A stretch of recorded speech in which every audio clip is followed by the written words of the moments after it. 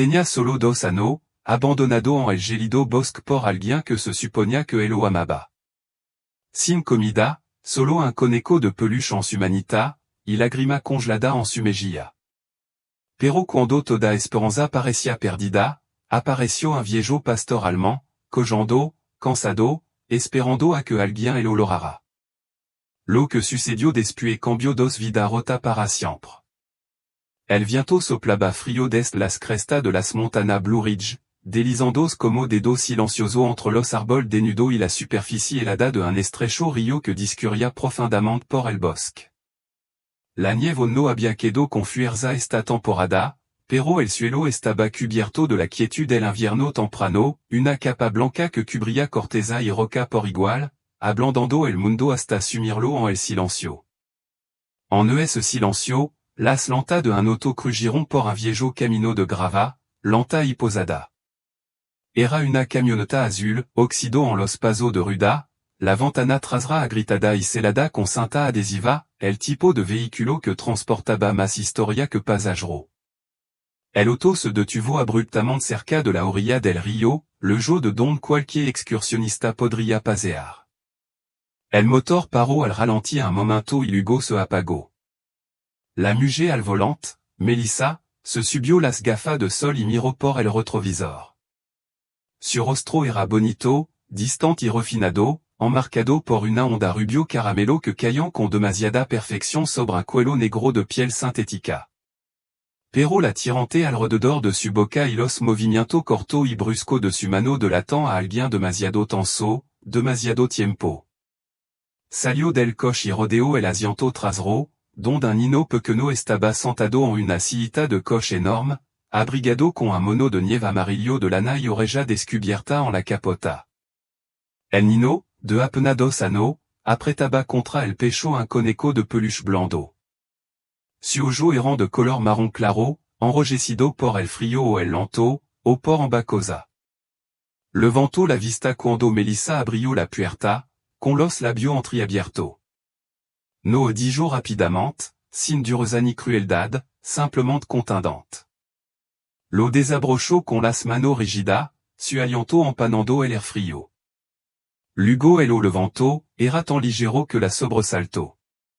Lo dejó en el suelo. Se tambaleó un poco sobre su bota blanda, confundido. El coneco de peluche colgaba de una mano engantada. Colocó una bolsa de tela descolorida junto a él. Dentro, una botella de jugo de manzana medio luna, una bolsa ziploc con galta, una manta fina de lana, nada más. Melissa se agachó, le cepilló los rizos una vez, pero no lo miró a los ojos. Lo siento, susurró. No puedo. No soy quien necesita. Luego se levantó y regresó a la camioneta. No miró atrás. El motor rugió y luego arrancó. Las ruedas giraron una vez en la escarchante de lugar a la carretera. El niño observó, en silencio, como las lustras raras se deslizaban entre los árboles y se desvanecían en la quietud. Al principio no logró. Se quedó allí parado, como si no supiera que era aquello. Después de unos minutos, dio dos pasitos hacia donde había desaparecido el coche y se detuvo. El frío le picaba en las mejillas. Miró a su alrededor, al bosque desconocido, y luego a su coneco. Se sentó, y solo un ton se empezó a lograr, al principio suavemente, luego más fuerte. Un gemido entrecortado por escalofrío, agudo y hueco, el tipo de sonido que atravesaba los árboles y la distancia como una bengala que salía del corazón. A kilómetros de distancia, un viejo pastor allemand se movía bajo un cobertizo de lena derrumbado cerca de una estación de guardabosque abandonada. Bruno había conocido el calor y un propósito. Levaba una plaza en el colar, dormía junto a los bombros, corría hacia el humo y los gritos. Pero los años y las lesiones lo habían dejado fuera de servicio. Intentaron buscar un nuevo hogar, pero nadie quería al perro se ojo, con el ojo nublado y la oreja desgarrada. Así que había vagado y había acabado aquí, donde nada le exigía nada más que sobrevivir. Entonces el gritó. no era un sonido del bosque. No era de Zorro ni de Cervatillo ni de Pajaro. Era un sonido humano, pequeño, agudo y extraño. Bruno levantó la cabeza, sintiendo un hormigueo en el pelage de la columna.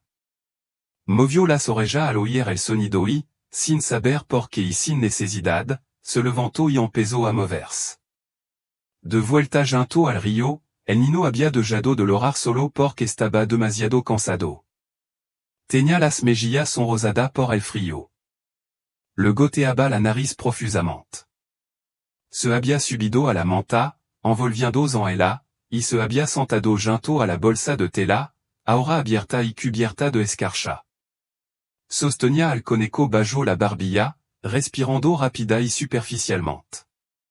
El viento arreció. Se estremeció, y entonces oigo un crujido, la nieve crujió, algo grande y oscuro se movió entre los árboles. Al principio, gimió. Pero la figura aminoró el paso. Un resoplido sordo, quasi un suspiro, el lo alcanzó. Bruno entró en el claro, con paso lento pero posado. El niño lo miró parpadeando, solozando, asustado, pero sin gritar, llano. Parecía comprender algo, una verdad oculta tras las palabras.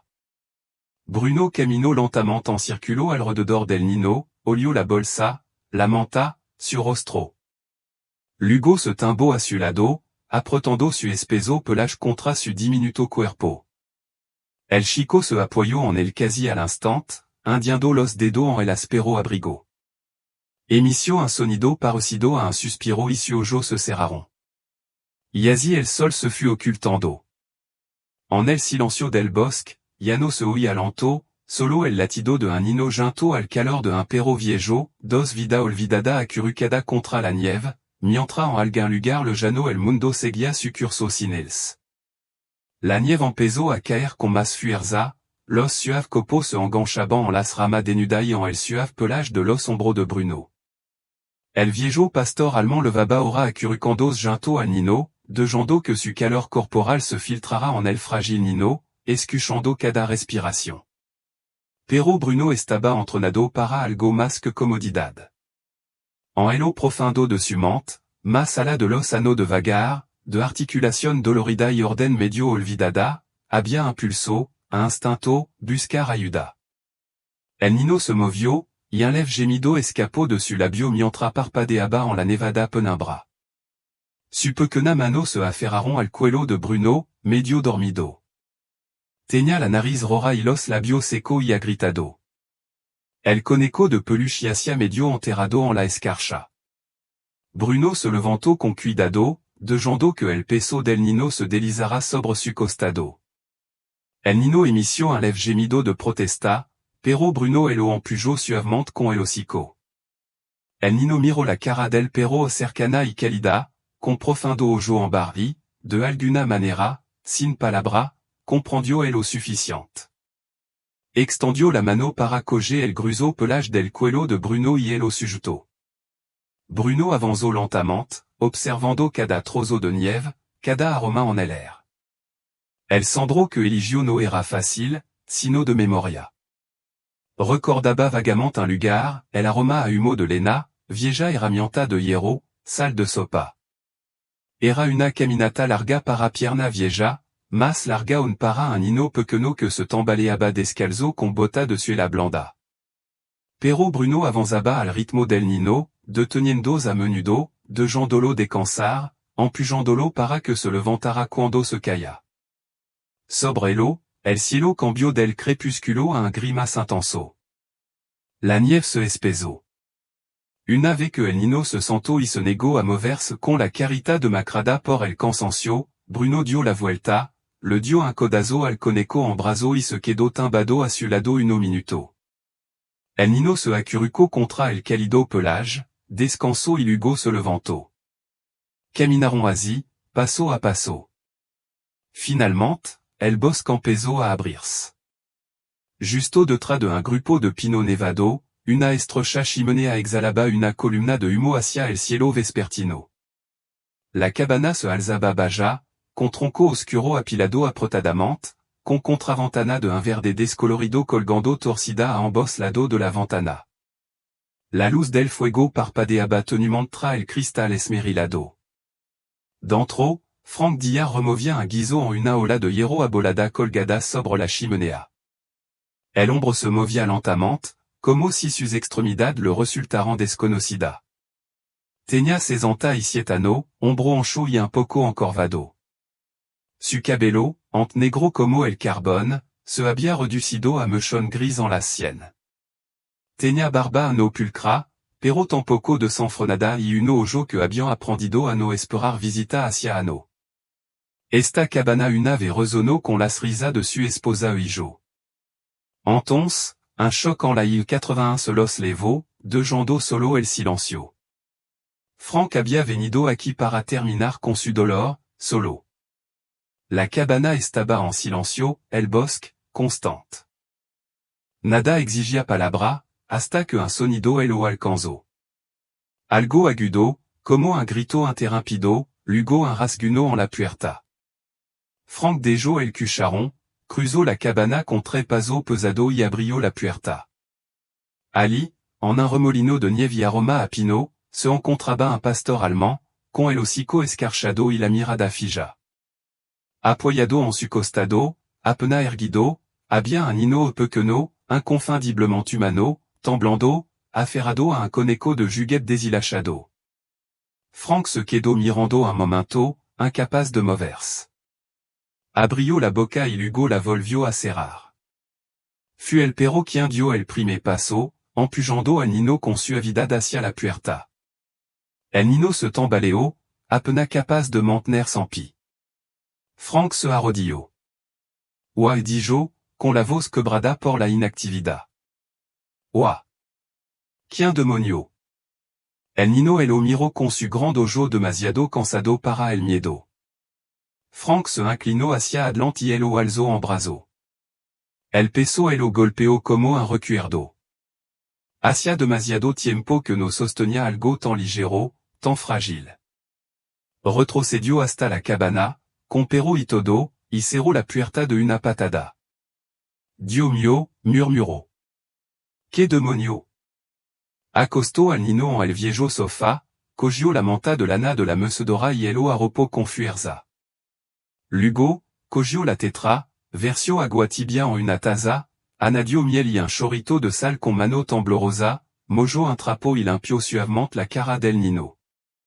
El perro permanecía sentado en silencio cerca de la chimenea, mientras el vapor emanaba de su pelage mientras observaba. Frank finalmente los miró.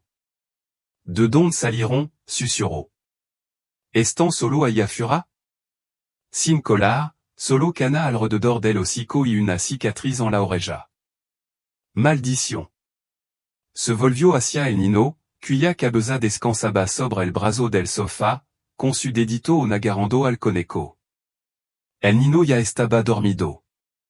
Frank se sentó sobre su talón, mirándolo fijamente. Debería haber llamado a alguien a las autoridades, al sheriff Grant, tal vez, pero no lo hizo.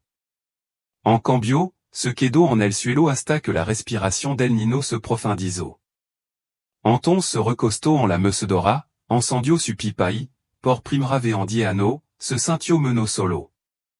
Hier sintió un movimiento en su pecho, un clic silencioso, como el de una puerta cerrada al ser abierta. Afuera, la nieve seguía cayendo, pero en la cabana el fuego crepitaba con firmeza.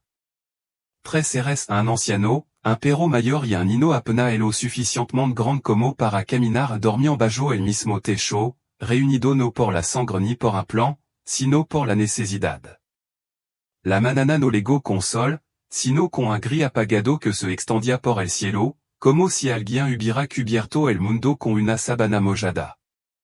La nieve seguía cayendo lenta y perezosamente, cubriendo la cabana de Blue Ridge con un manteau de silencio. Dentro, la chimenea brillaba tenue constante. El nino seguía dormido en el sofá, acurrucado como una coma bajo la manta de lana. Un brazo cubría su coneco de peluche, su pequeño pecho subía y bajaba con un ritmo suave, como si el air de la cabana se hubiera encargado de respirar por él. Frank Dillard estaba sentado en la mecedora a poco metro de distancia, immóvil, con una taza de café frío olvidada en la mano. No había dormido. En cambio, había observado el frágil sueno del Nino, había observado al viejo perro acurrucado cerca de la puerta como una alfombra viviente, moviendo las orejas de vez en cuando. Observó el fuego, observó el viento que arrastraba los copos de nieve contra el cristal de la ventana, observó los fantasmas en los rincones de la cabana que habían aprendido a calar con los anos. Ahora había un aliento aquí, un aliento tenu, vivo y desconocido. Frank exhaló por la nariz, dejó la taza y se quedó allí, con un suave crujido de rodilla. El perro levantó la cabeza ligeramente, pero no se movió. Frank entró en la pequeña cocina y abrió una lata de leche condensada. Echó un poco en una cacerola, añadió agua y la puso sobre la estufa de lena. Luego peló un plátano, el lo aplastó en un tazón y el lo miró como si el lo hubiera ofendido.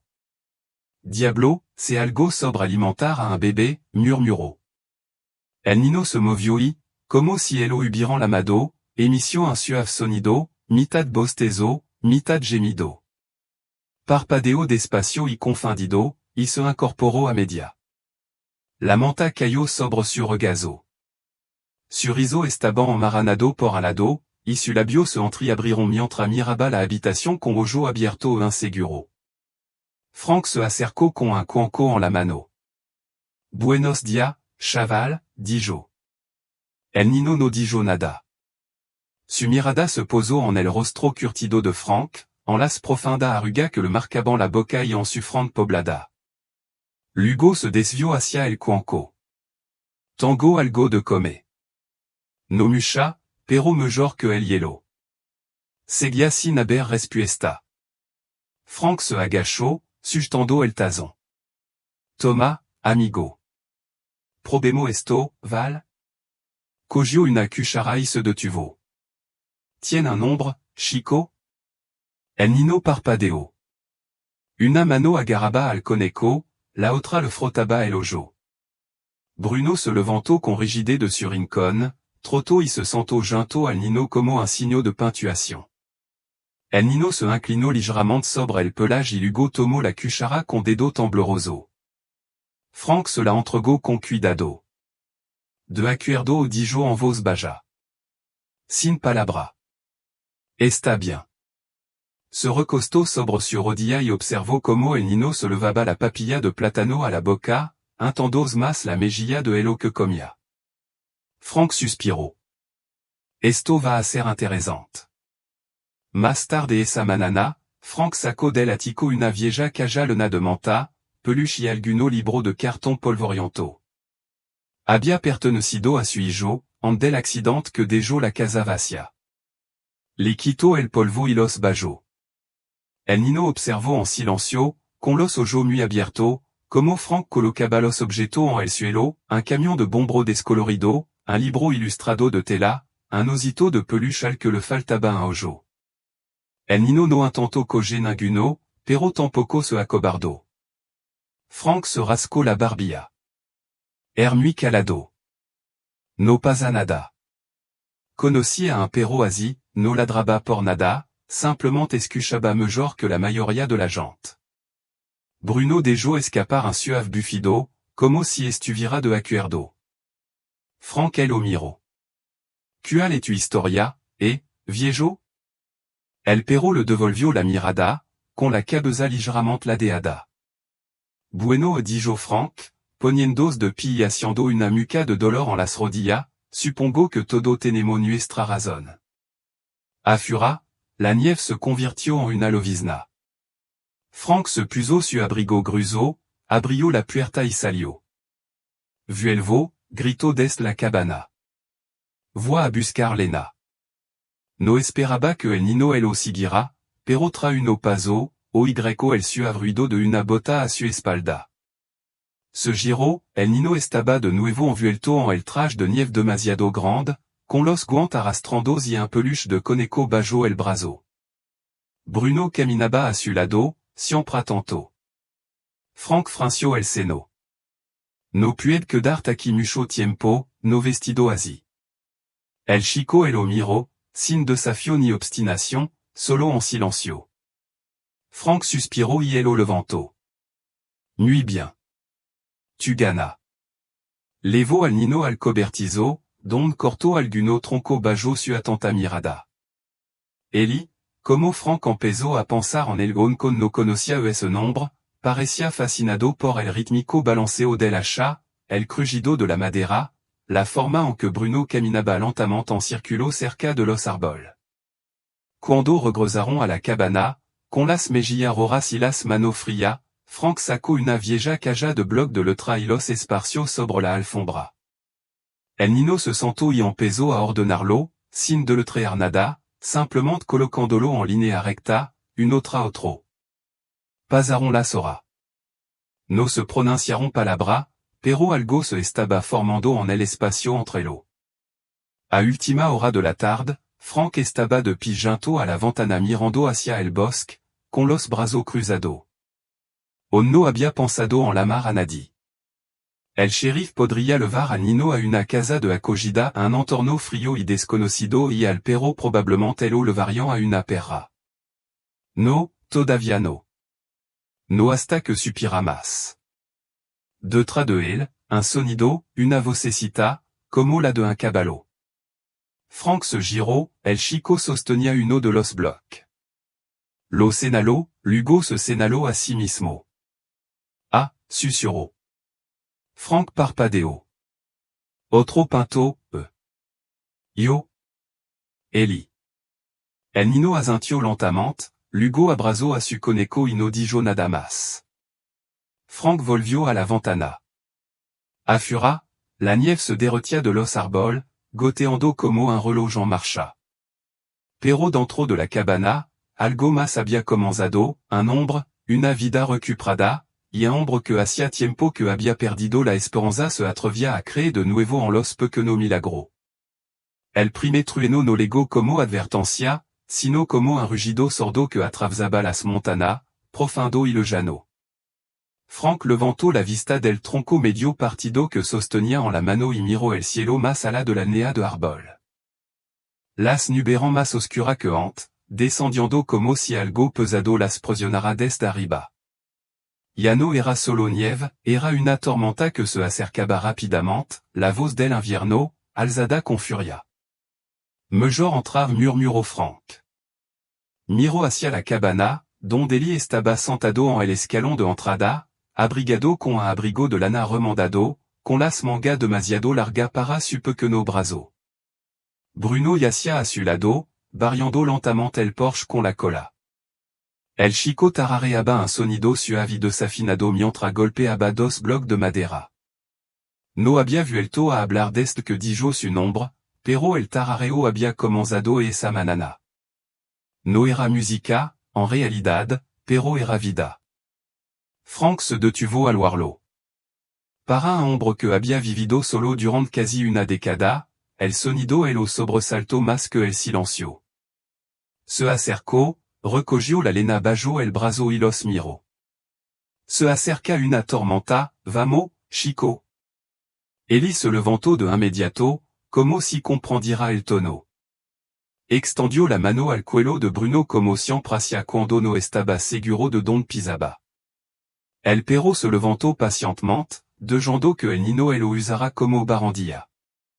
Juntos, entraron en la cabana justo cuando el viento arreció y los árboles empezaron a mecerse. Dentro, Frank avivó el fuego y llenó la tetra. La habitación se oscureció pronto, puis una danza nub tapaban la luz. Empezó a llover, y luego cayó agua nieve, golpeando con fuerza las ventanas. Eli estaba sentado con las piernas cruzadas junto a la chimenea, intentando unir las piezas de un viejo rompecabezas de madera. Bruno dormitaba cerca, pero abría los ojos cada vez que olaba el viento. Frank estaba de pie junto a la mesa, mirando el viejo teléfono fijo clavado en la pared junto a la despensa. Lo había tocado dos veces desde que llegó Eli, y en ambas ocasiones solo para quedarse mirando. On no había hecho la llamada, ni al sheriff ni a los servicios sociales. Todavía no.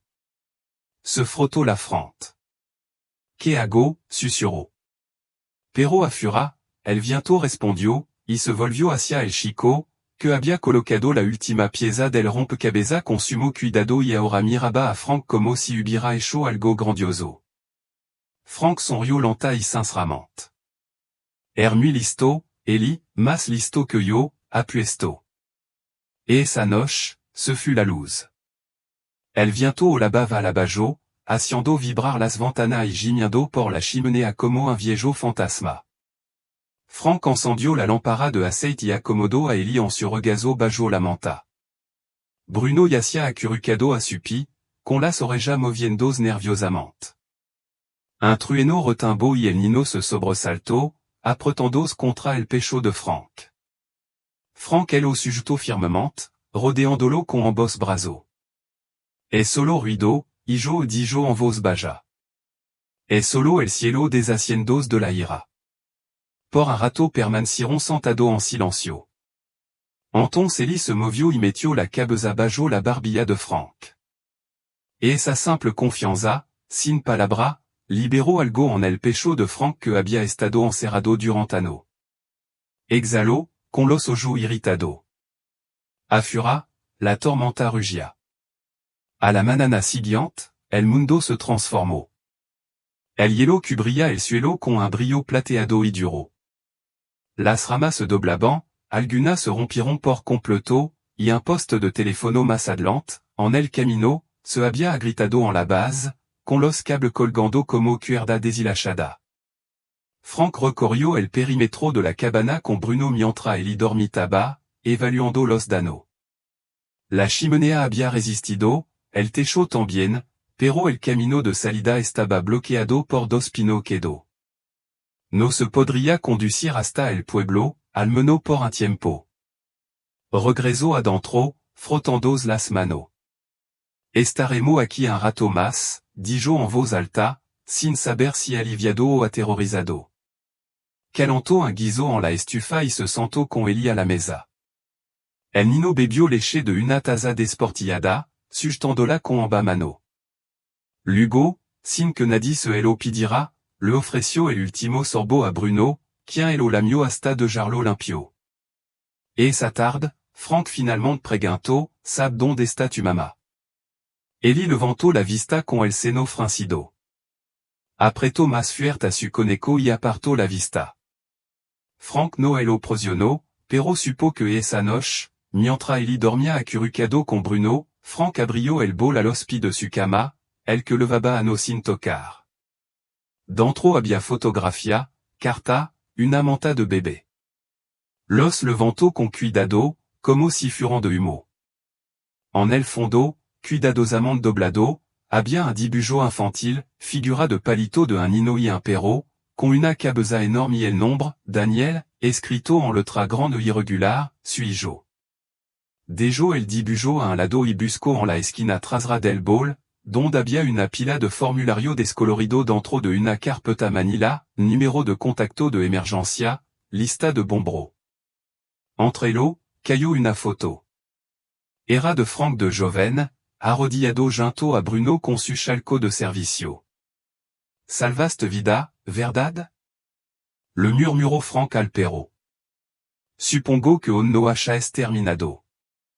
Puso la foto sobre la repisa de la chimenea. A la mañana siguiente, junto a la linterna, se alzaba como un silencioso testimonio. Cuando Eli despertó frotando los ojos, Bruno se sentó a su lado como siempre.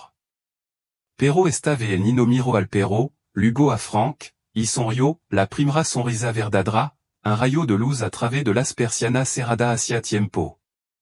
Frank le devolvió la sonrisa. Fue el crujido del hielo que despertó a Bruno de su ligero sueño. El viejo pastor levantó la cabeza de la alfombra transada junto a la puerta, moviendo las orejas hacia la nea de árbol más allá de la ventana escarchada. Affura, el hielo se derretía en riachuelo irregular que goteaban de cada alero y rama. La nieve no cubría alguna zona, pero debajo, el mundo volvía a agitarse, y ahora se oía un paso, no de animal, sino humano. Bruno estaba dentro de la cabana. Eli jugaba en el suelo, alineando las piezas del rompecabezas como si fueran en la tierra. Frank estaba sentado a la mesa, revisando un montón de correo viejo, la mayoría sin abrir, todo de Asano. Ante la repentina tensión del perro, levantó la vista con los ojos entrecerrados. ¿E alguien ahí fuera? Bruno soltó un ladrido corto y bajo, de eso que no había emitido desde sur le gada. Frank se levantó lentamente, con las articulaciones crujiendo al acercarse a la puerta. Alargó la mano hacia el rifle que colgaba sobre la chimenea, no por pánico, sino por el recuerdo. La vida en la montana te ensnaba a saludar a los desconocidos con cotla. Afura, el bosque contenía la respiración. Entonces, entre los árboles, emergió una figura, un hombre alto envuelto en un imperméable marron, cuya bota cubierta de nieve crujiant sobre el suelo endurcido. Levaba un gorro marrón calado hasta las orejas y una mochila de lona colgada del hombro. Su barba era espesa, pero bien recortada. Caminaba con determinación, aunque no con rapidez, como alguien que ha recorrido kilómetros y no se sorprende por la soledad. Frank salió al porche con el rifle en una mano, aun sin levantarlo. Bruno estaba justo detrás de él, una sombra silenciosa. El hombre se detuvo a varios metros de distancia. Buenos días gritó con voz tranquila, aunque un poco entrecortada. No quis asustar a nadie, solo si sumo. Frank lo observó. Supus que esto es propiedad privada. El hombre asintió. Me llamó Caleb Stokes. He estado buscando por el val estos últimos días. Metió la mano lentamente en el bolsillo y sacó una foto desgastada. Estoy con un equipo de búsqueda de voluntario. Buscamos a un niño desaparecido. Hace 4 días, un niño llamado Eli desapareció durante una tormenta. Trail, Franco y el crujido de la puerta al abrirse. El niño se asomó, con un conejo en una mano y los rizos enmaranados por el sueno. Caleb se quedó paralizado a medio paso. Frank se giró y vio a Eli ali de pie, descalzo en el umbral, con los ojos abiertos inseguro. Bruno le rozó el costado para protegerlo. El chico retrocedió, casi detrás del perro. Caleb bajó la foto. Él. Frank apretó el rifle con más fuerza, no con agresividad, sino con indecisión. Se hizo a un lado, acompañando a Eli con suavidad hacia adentro y luego le indicó a Caleb que él lo siguiera. Se sentaron alrededor de la mesa de la cocina. Frank le dio a Caleb una taza de café. Bruno no se sentó, permaneció cerca de Eli, quien estaba sentado en el suelo cerca de la estufa, con la espalda apoyada contra los ladrillos calientes. Caleb explicó que la madre del niño su madrastra, en realidad había desaparecido. Había dejado una nota diciendo que él había dejado en un parque y entró en pánico. La historia se desveló en cuestión de horas. Rastrieron vela de neumático hasta la parte baja del bosque, pero la tormenta enterró el resto.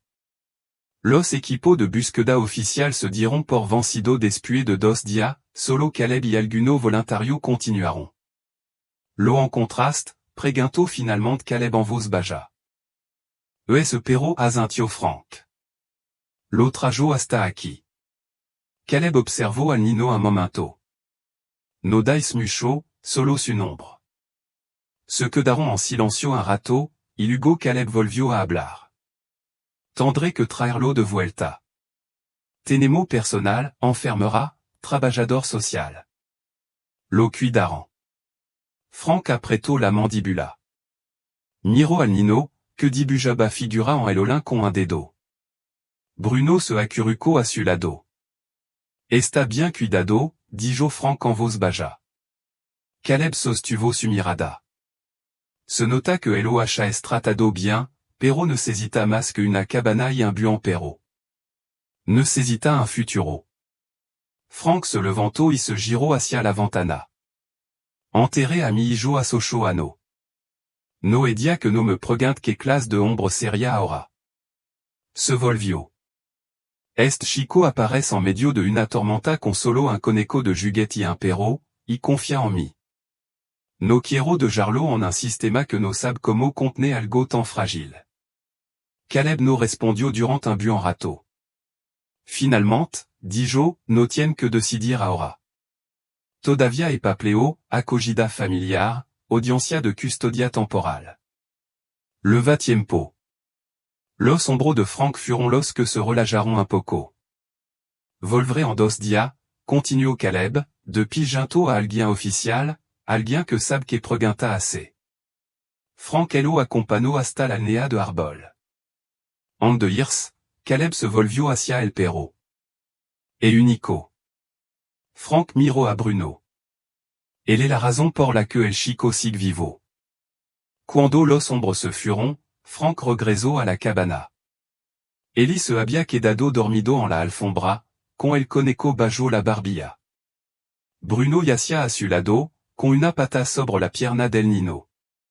Frank se quedó allí un bu en râteau, Lugo se agachó y lo levantó con cuidado, colocándolo en el sofá y arropándolo con la manta. Me en contraste, Nino, susurró. Yo te encontré a Fura. El hielo comenzó a descongelar si la primavera ya no era un rumor sino una promesa. La manana en que Caleb debía regresar amaneció tranquila y radiante.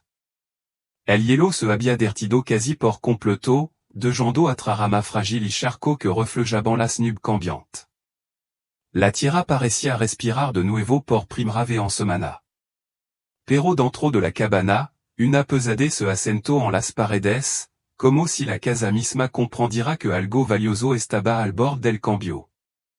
Frank estaba de piginto a la encimera de la cocina, con las manos en torno a una taza humeante de café negro. No había probado ni un sorbo. El nino seguía dormido en el sofá, enredado en la manta, con su coneco de peluche bajo la barbilla.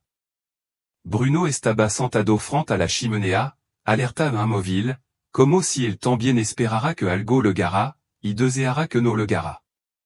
El reloj de pared marcaba el ritmo sin cesar, un sonido que Frank normalmente no percibía, ahora resonaba con fuerza en su oído. Caminó hacia la puerta principal y la abrió lentamente. El viento olía a corteza deshielada y a pino viejo. Un cardenal piaba entre los árboles. Si no fuera por el dolor en el pecho, podría haber sido un día perfecto. Recordó una frase que su esposa dijo una vez después del funeral, con su voz quebradiza pero clara, Dios no se leva todo, solo es lo suficiente para enseñarte a aferrarte a lo que queda. Frank cerró la puerta. Pasó una hora, luego otra. Eli se despertó en silencio y se acercó a él, frotando los ojos. Frank se arrodilló y le apartó el pelo de la frente. Tien hombre? El nino asintió.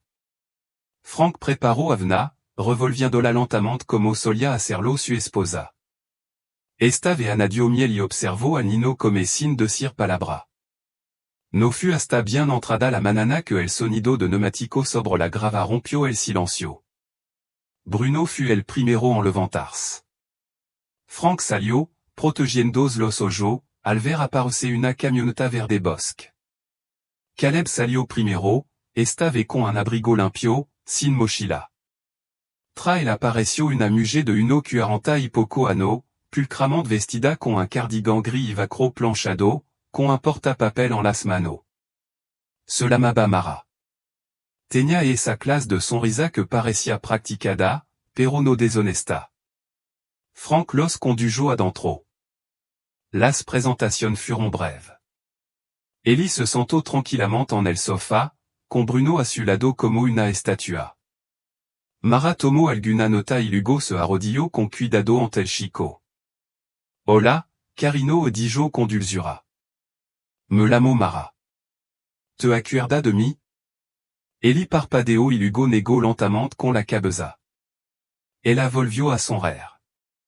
No te preocupes. Traje algunos juguetes siquiera verlo. No respondió. Bruno dejó escapar un suspiro suave, su cuerpo estaba rígido. Frank estaba de piginto a la ventana, con los brazos cruzados. Mara lo miró. Sonor diar, necessito preguntarle, a dicho el chico algo sobre su familia, algo en absoluto? Solo su nombre, dijo Frank. Ella asintio y tomó otra nota, se podría decir que ha creado un vínculo con el perro. Caleb se aclaró la garganta. Estamos aquí para evaluar la idoneidad, no solo para reunirnos. Si el niño ha estado sano y salvo, consideramos la continuidad, sobre todo en caso de trauma. Mara asintio. Sí, es cierto, pero tenemos procedimiento, evaluación, audiencia de colocación temporal. Frank se quedó boquiabierto. Ellie se bajó del sofá y se acercó a Frank. Tomó la mano del hombre, con los dedos pequeños curvado en su palma calosa. No dijo ni una palabra, pero permaneció allí, con el pecho pegado a la pierna, anclado.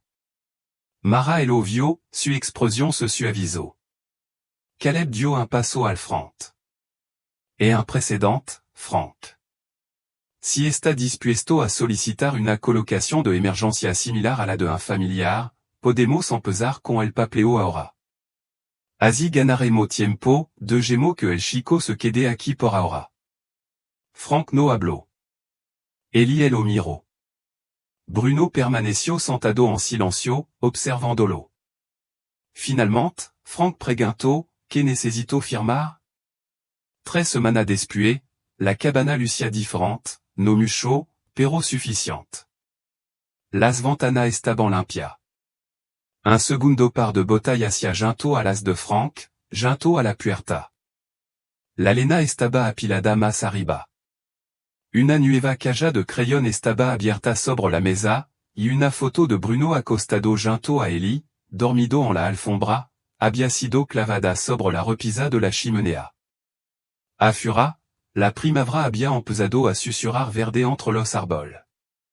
El mundo estaba cambiando. Frank estaba sentado en el porche, con una taza de té en la mano, observando a Ellie caminar lentement hacia el bord del jardin, con su conejo balanceando en una mano. Bruno caminaba lentement a su lado, siempre observando, siempre cerca. Frank había llenado el papeleo. Un estudio del hogar vendría después, tal vez audiencia judicial, tal vez no. Mara había mencionado algo sobre un caso sólido para la permanencia, pero nada de eso importaba todavía. Lo que importaba era el ahora. Lo que importaba era el niño, vivo, sonriente, a salvo. Ellie se volvió hacia el porche, su riso reflejando la luz, y saludó. Frank le devolvió el saludo, parpadeando para protegerse del sol. Su corazón estaba pleno, no curado, no sanado, pero sí pleno. Dentro, el carillon de viento que su esposa adoraba se movió por primera vez en ano, y la cabana volvió a respirar. Avese dio envía su milagro de las forma más silenciosa, un niño perdido rescatado no por el ruido o las multitud, sino por el corazón fiel de un perro olvidado y las manos sanadoras de un hombre que él había perdido todo. Esta historia no recuerda que incluso cuando nos sentimos abandonado, invisible o indigno, la gracia todavía puede encontrar su camino hacia nosotros, a través de la bondad de extraño, la lealtad de un perro o una segunda oportunidad que no esperábamos. Quizá haya pasado por tu propia tormenta. Quizá esté esperando tu milagro. Solo recuerda esto, Dios sigue obrando. Sigue enviando ayuda, y a veces la ayuda tiene cuatro patas y un alma bondadosa. Si esta historia te conmovió, compártela con alguien que necesite esperanza hoy. Deja un comentario amen si cree que nadie he olvidado del todo.